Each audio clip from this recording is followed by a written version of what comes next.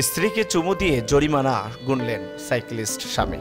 ফ্রান্সের বারগান্ডি অঞ্চলে tour D ফ্রান্সের ৭ম পর্যায়ের প্রতিযোগিতার অংশ নিয়েছিলেন দেশটির এক যুবক জুলিও বেহনার্দ।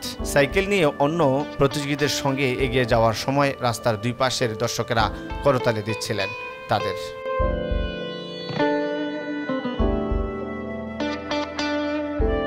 দর্শকদের মধ্যে ছিলেন বেহনার্দের স্ত্রীও। হঠাৎ স্ত্রীকে দেখে সাইকেল থামিয়ে দেন তিনি।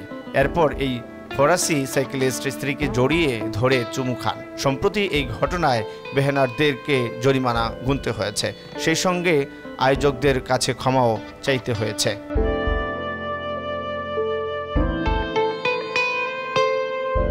প্রতিযোগিতার নিয়ম অনুযায়ী 23.3 কিলোমিটারের টাইম ট্রায়ালে দ্রুত গতিতে সাইকেল চালাতে হয়।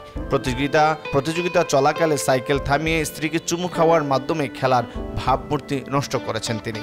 এজন্য বেহনার্দকে অভিযুক্ত করে ইন্টারন্যাশনাল সাইক্লিং ইউনিয়ন UCI শাস্তিস্বরূপ বেহনার্দকে 200 সুইস ফ্রা অর্থাৎ $223 জরিমানাও করা হয়। নিয়ম মেনে বেহনার্দ সামাজিক যোগাযোগ মাধ্যমে ক্ষমা চেয়েছেন ঠিকই, কিন্তু এও বলেছেন যে মুহূর্তটিকে স্মরণীয় করে রাখতে প্রতিদিন জরিমানা দিতে রাজি আছেন তিনি।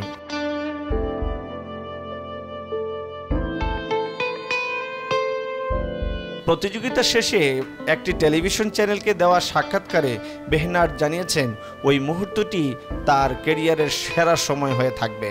স্ত্রীকে চুমু দিতে পেরে তিনি বেশ খুশি, কারণ তার স্ত্রীর প্রতিযোগিতার জন্য বেহনার্দকে অনেক সহযোগিতা করেছেন।